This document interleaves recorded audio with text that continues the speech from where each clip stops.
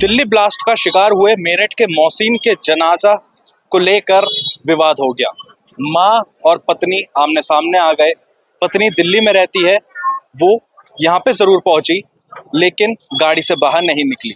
मांग थी कि वो अपने पति के शव को अपने साथ लेकर जाएगी, लेकिन मोहसिन जहाँ पैदा हुआ, जहाँ पला बड़ा, वहाँ पे उसके माँ बाप की इच्छा थी कि उसका दफीना उसी के शहर में यहाँ पे हो।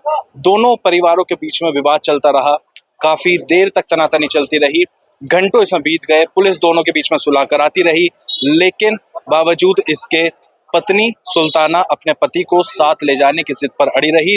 दूसरी तरफ मोहसिन के माता पिता उसके दफीने को यहीं कराने को लेकर आपस में उलझे रहे। पूरा जो मोहल्ला है, पूरा जो इलाका है, ये लखीपुर इलाका है और यहाँ पे आप देख सकते हैं अभी भी भीड़ यहाँ पे जो है मौजूद है। हालांकि एम्बुलेंस से अब मोहसिन के शव को दिल्ली के लिए रवाना कर दिया गया। पुलिस ने काफी कोशिश करी मनाने की। जो मोहसिन के परिजन हैं उन्होंने भी मोहसिन की पत्नी के काफी मान मुनव्वल करा, काफी समझाने की कोशिश करी, लेकिन जब सुल्ताना समझने में नहीं आई तब कहीं जाकर पुलिस ने आखिरकार मोहसिन के शव को उसकी पत्नी के सुपुर्द कर दिया। आपको बता दें कि मोहसिन दो भाई दिल्ली में रहते हैं, दो बहनों से इन दो भाइयों की शादी हुई थी, उनमें से एक भाई अभी दिल्ली में ही है।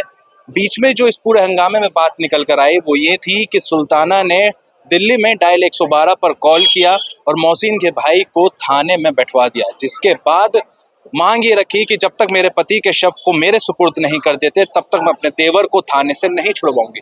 इसी बात को लेकर हंगामा चलता रहा, काफी देर तक तनातनी होती रही। इस बीच में मोहसिन के शव का जनाजा भी निकला, लेकिन वो जनाजा बीच रास्ते में ही पुलिस ने रोक दिया। पुलिस का कहना था कि जब तक मोहसिन की पत्नी यहाँ पर आकर खुद इस जनाजे में शामिल नहीं होती तब तक जनाजा आगे नहीं बढ़ेगा।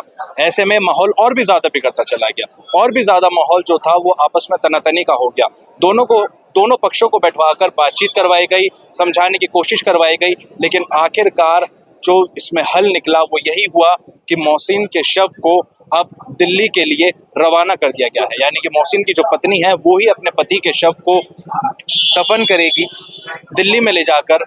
लेकिन सवाल यहाँ ये खड़ा होता है कि जिस शहर में, जिन गलियों में, जिन गलियारों में मोहसिन बड़ा हुआ, पला बड़ा, 2.5 साल में ऐसा आखिर क्या बदल गया? क्या ऐसा विवाद था कि मौत होने के बाद मोहसिन के शव की बेकदरी होती रही, घंटों तक उसका शव मिट्टी मांगता रहा, लेकिन बावजूद उसके आपस में दोनों पक्षों के बीच बहस चलती रही और आखिरकार जीत पत्नी की हुई। मैं मानता हूं कि जीत पत्नी की हुई, मुआवजा बच्चों को मिलना चाहिए, पत्नी को मिलना चाहिए, लेकिन माँ का जो दिल है वो माँ का दिल आखिरकार पसीज गया। जो तस्वीरें थीं वो तस्वीरें दिल दहला देने वाली थीं और जो तस्वीरें थीं माँ के रोने की वो वाकई में हृदय विदारक थीं और बहुत ज्यादा रुलाने वाली थी।